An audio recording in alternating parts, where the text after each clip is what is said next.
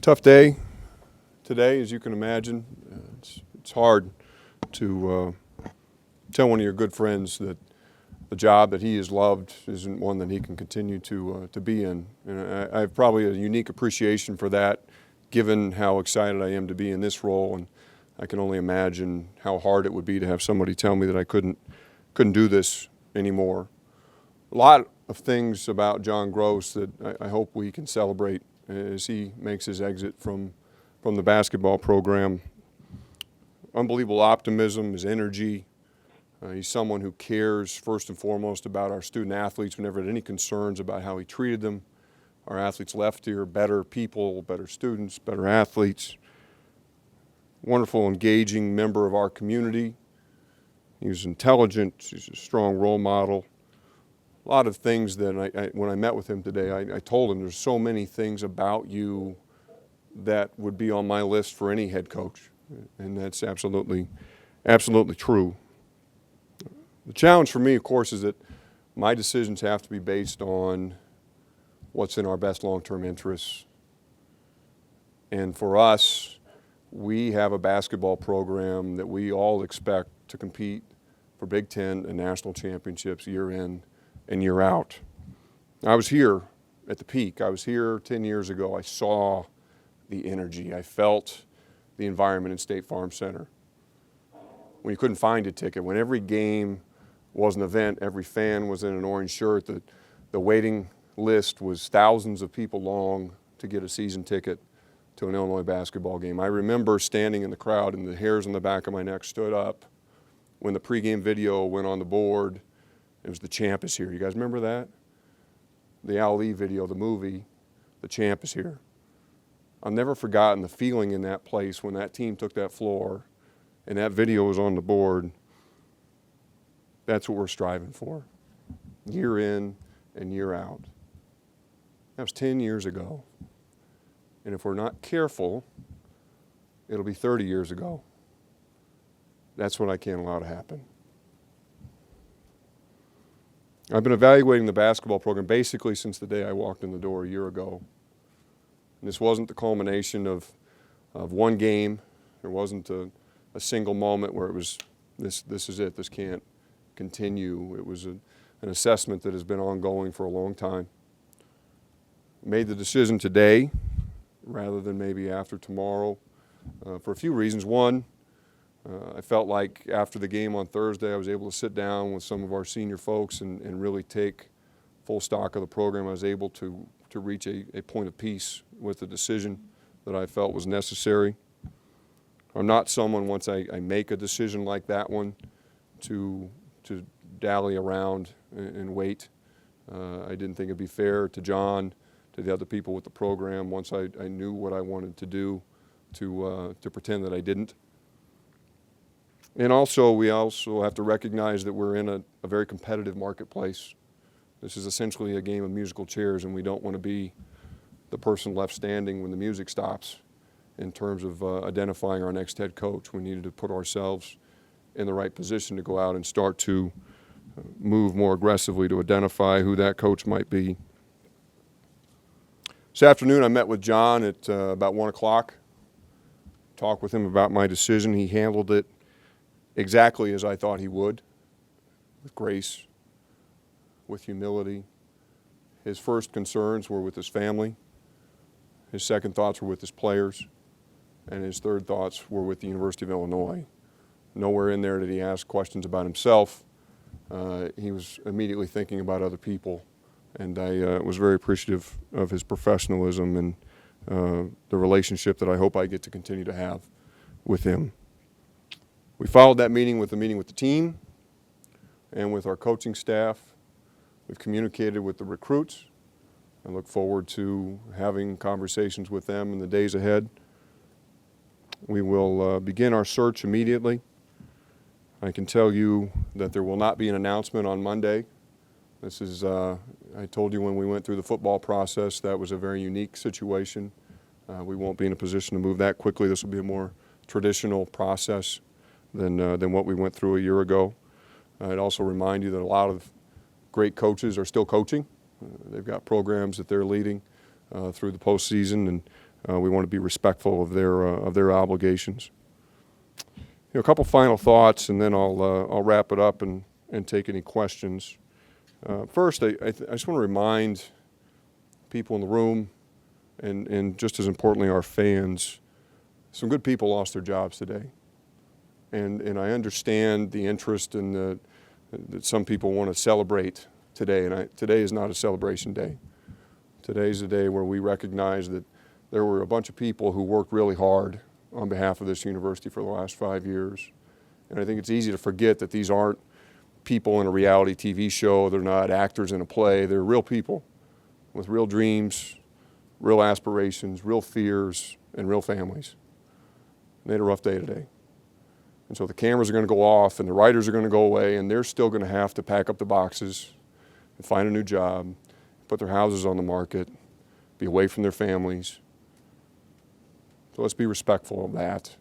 Understand, I wish people could see all the effort and the energy that goes into running a high major college basketball program. The sleepless nights, the anxiety, the interest, it is an incredibly intense experience. And these guys, for the last 5 years, have laid it on the line for this university. So we all owe them that debt of gratitude. Last thing I'll say, and then I'll take questions. The future's bright. The future for Illinois basketball is bright. It's an unbelievable program with almost unmatched tradition. As we go off and hit the marketplace and we start to consider different candidates, that's what we're looking for. Somebody who understands the tradition that exists here, somebody who's a great fit for the University of Illinois and the rich history that we have with our basketball program. Illinois basketball will stand up and make us all proud again. And I'm excited to be a part of that process. Okay, let me take some questions.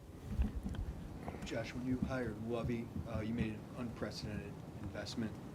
Do you expect the same thing with basketball moving forward? I do. I again, as I said with football, I would repeat that with basketball. We understand what's necessary to be competitive in today's environment, and we're willing to do what we need to do on the financial side to be sure that we get the best coach for our program. I would caution people, though, that dollars don't necessarily equal quality, and so just because someone may be a $2.5 million coach doesn't mean they're any worse than a $4.5 million coach. Let's look at the substance behind the person before we hang a dollar figure on them and equate that to how good they are.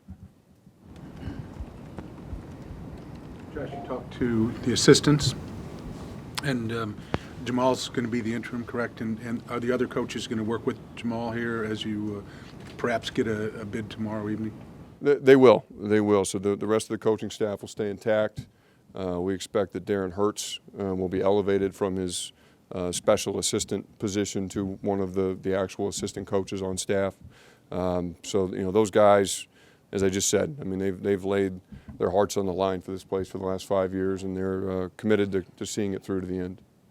Will you consider Jamal Walker in your coaching search? I really don't want to comment in any specificity on the search. I will tell you that we'll consider anybody in the search. We'll leave no stone unturned in trying to identify the right person. And so I'm certainly not ready today to start taking people off the list.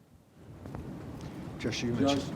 Go ahead, Did John Groce ask to coach in the NIT, or was this your decision, his decision? How did that come out? Yeah, John, I think if John had his choice, I think he would have liked to have coached through the end of the postseason. We felt like this was the right move for our program to go ahead and make a clean break today and put Jamal in the interim capacity. I appreciate John, really. Of course, I appreciate everything about him. And one thing that John is not is a quitter, and he certainly wanted to go out on his own terms, and I'm grateful for that. But we felt like the break today was the right move. You mentioned you didn't want it to be 30 years since maybe that last high moment in Illinois basketball. What maybe you look for moving forward as steps to make sure that doesn't happen? Well, it starts with leadership, and there's no magic formula to this stuff, right? You find the right leader, you surround that leader with great resources, and then you give them the room to go off and do a good job. And so we've got to find the right person, and it's imperative that we do that. You said some guys lost their jobs today, or any other assistants being let go. What's that process like? Well, is typically what happened when you remove a head coach. All the assistants are put on notice that that their jobs will be ending as well. Certainly, the new coach will have the opportunity to have conversations with the new coach and meet with the outgoing assistants, and if he wishes to retain any of them, that would be his decision. But the expectation likely is that they'll move on to other things. Josh, I know you talked about earlier wanting the atmosphere over at State Farm Center to be like it was 10 years ago. Did the fact that the attendance had declined this past season have any effect on your decision today? Any effect? Sure. Did it have the most important effect? No. Certainly, basketball, like football, is a little bit different than evaluating soccer, tennis, track, any other sport. There is a revenue component to it, that those two sports, and I've said this in a lot of different settings before, those two sports really pay the bills for the entire operation. And so that is a consideration, but I wouldn't call it a driving force. Josh, you have the 9th best recruiting class in the country. How big did that factor into this evaluation? Are you confident in retaining them? Well, it's certainly an important consideration. I've gotten to know most of those recruits throughout the process, and look forward to talking with them over the course of the weekend. It did complicate things, right? Because it's unusual to have a program that has performed as ours has over the last few years, but to have a recruiting class that's as highly rated as ours is this year. So I hope that they will give us every opportunity to bring in a dynamic new coach, give that coach a chance to build a relationship with them, and then continue to want to be a part of the Fighting Illini. We're certainly excited about them, and I look forward to talking to them over the course of the next few days. What are the most important traits you're looking for in your next coach? Well, I think it's a little early for me to put that list out here, but I think a lot of things that anybody else would identify. Certainly you want to try and find, I've already used this word once, fit is really critical to me. You want to find somebody who appreciates the University of Illinois, who wants to be a part of this program in the long term. I think you want to find somebody, ideally, who has head coaching experience. Certainly a dynamic recruiter is critical. Someone who's a strong leader, high integrity. Basketball, as many of you know, can be a pretty slippery business, and that was one thing that I can say about John and his group, is that I never once lost sleep over what our basketball staff was doing out on the recruiting trail or in any other part of their work. And so that will continue to be a hallmark of our program, and I'm sure there's some other things, but those are just a few off the top of my head. You said you made this decision today, but have you been looking for a head coach before, or putting out feelers or anything else, or will you start this process today? No, the process starts today. We've certainly been thinking about this for a while, and the decision, as I mentioned, was more made Thursday and kind of just executed today. But we have had people reach out to us for some time. I think there's been speculation, obviously, around the position for a while, but we'll get started in earnest today. Does fan input have any part of your decision? There's obviously been a lot of uproar from fans, and who expects? We have great fans, right? We have some of the best basketball fans in the country, and we've seen that this year. Again, the team didn't perform as well as we would have liked, but we had two great sellouts. We had a wonderful environment there for the Michigan State game a week ago. And so our fans continue to answer the bell at very critical moments. Grateful for their support. I would say there's an awareness of how people feel. I'm not sitting there reading everything that everybody has to say. I think certainly the way they express themselves in terms of buying tickets, not buying tickets is a consideration. But at the end of the day, I have to make the decision that I think is in the best interest of the program. And the fan voice is a voice, but it's certainly not the biggest voice that's considered in making these decisions. If you would have made the tournament this year, would you have kept John?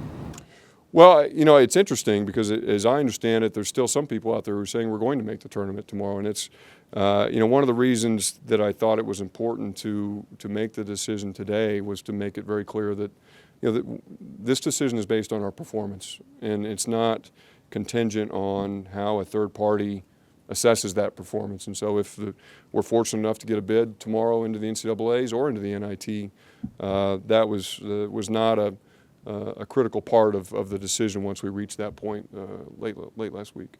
If you do get an NCAA tournament bid, what's the coaching decision going to be there? Because Jamal has that 2-game suspension that he has. Certainly aware of that, and we've had some internal discussions. We'll deal with that once we come to it. I guess before the season started, your first really with John, did you have discussion with him about expectations or parameters or anything along those lines? I did, and certainly John knew this was a big year for him and for our program. But in terms of specifics, I'm always cautious, and those of you who've gotten to know me a bit, I don't like painting myself in a corner, and so I never said, if you do these things, you'll be here. If you don't do these things, you won't be. But I think he had a strong understanding of what we were looking to accomplish over the course of the year. Josh, do you anticipate using a search firm to help you? I don't. You mentioned you talked to the players a little bit. How did that conversation go, and what was their reaction to things? The conversation went fine. It's a difficult moment. It's that environment, and I can relate to it on a very personal level, is pretty intense. You spend a lot of time with those people in terms of practices, travel. You see a lot of very emotional ups and downs, wins, losses, playing time, no playing time. These guys are really their surrogate parents when they're here on our campus, and so a lot of emotion. People certainly care about, the players certainly care about their coaches. But I think I've worked really hard in my 12 months here to build a relationship with our team, and I hope that they have confidence and trust in me to make the best decision for the future of the basketball program. And I sensed, I don't want to put words in their mouth, but I sensed that was the case today. Will they be practicing tomorrow? You'd have to check with them. I think they're scheduled to practice tomorrow, yeah. Just to be clear, Josh, did you say you did talk to some of the recruits, or you will this weekend? I've communicated with them, but I have not spoken to them.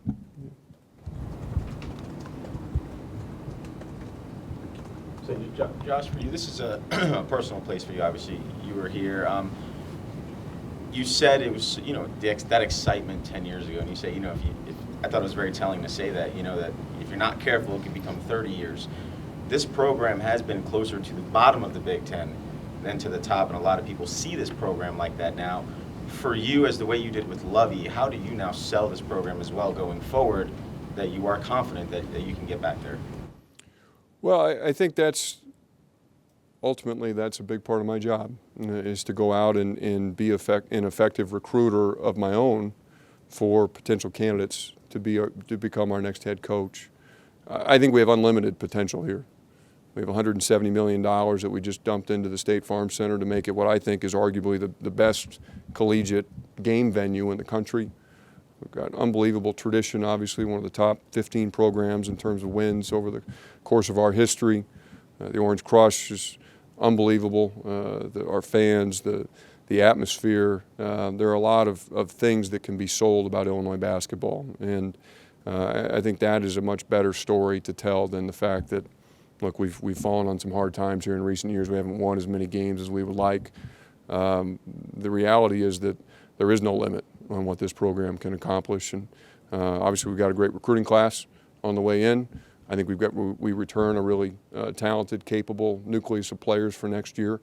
So I don't think that the cupboard is bare. I think the cupboard's in a pretty good spot, and we can be optimistic about what the future holds, and we want to find a head coach who shares in that optimism and wants to be a part of leading the program to realize that full potential. Given that this recruiting class is kind of in limbo for the next coach, obviously you want to get the right guy, but how important is speed in getting this coach here? Well, you never sacrifice quality for speed. Certainly, in a perfect world, we'd like to do both. I'm not a big fan. You've seen it with the few searches I've done. I don't like to leave things open for very long. I think it lends itself to a lot of uncertainty. You get current players who might start to think about going elsewhere. You get assistant coaches who don't know what's going on. You've got recruits who are kind of out there wondering what's going to happen. So the less time we can have with it vacant, the better. But you're not going to move fast and give up the opportunity to get the right person, and so you have to try and find that balance. Do you have anything to clarify as far as the women's program is concerned? You know, I don't. I've had so much going on here these last couple of weeks. I've been traveling a lot. I haven't had an opportunity to complete an assessment with that program. I look forward to doing that here in the coming days, but I haven't had a chance to do that yet. Josh, you've been AD at other schools. You've probably had to make a lot of tough decisions. This the toughest? It was the most personal. It was the most personal. Yeah, it's no secret that John and I have gotten to be good friends, and I admire a lot of things about him. And I hope that that's a relationship that can endure after he's gone. I hope that I had a chance to. When you're an athletic director, you come in, you have to think about how you want to do your business. And sometimes I think athletic directors make the decision that, in one person's words, they're going to use the Heisman pose, right? They're going to keep everybody at arm's length because at the end of the day, you may have to make a decision like this one. Other ADs, and I fall in this camp, choose to wrap their arms around people and get close to them and be in the foxhole with them and be a part of their day-to-day experience, as part of their day-to-day successes and failures. And the reality is that if I'd kept John at arm's length for this last year, today's decision would be a lot easier. But I would have had a lot worse time the last 365 some odd days. But I made the decision to pull him close. And that made the last 13, 14 months a whole lot better. Makes today a lot harder. And so on the whole, I would choose the way I do it because I like all the other days, even though it makes this day tougher. Yeah, so have I made harder decisions? Maybe, but never one that maybe hurt quite so much. Anything else for Josh today? Okay, thank you. Yeah. Yeah, did you have a chance to talk to any of the recruits about, I guess, having a different coach than the coach that recruited them? Yeah, so I communicated with the recruits today. I texted all four of them, and I told them that I'd be in touch with them over the next couple days to actually speak with them about what that might look like, what the process will be, what our timeline is. It's hard in these moments. Thanks a lot to you guys that how fast information travels. It's really delicate to try and put together a process at these moments where the right people are hearing about it in the right way. And so sometimes the result of that is you end up communicating in a bit of an impersonal manner, but it's more important that they hear about it from you than from someone else. So that was how we approached the recruits today.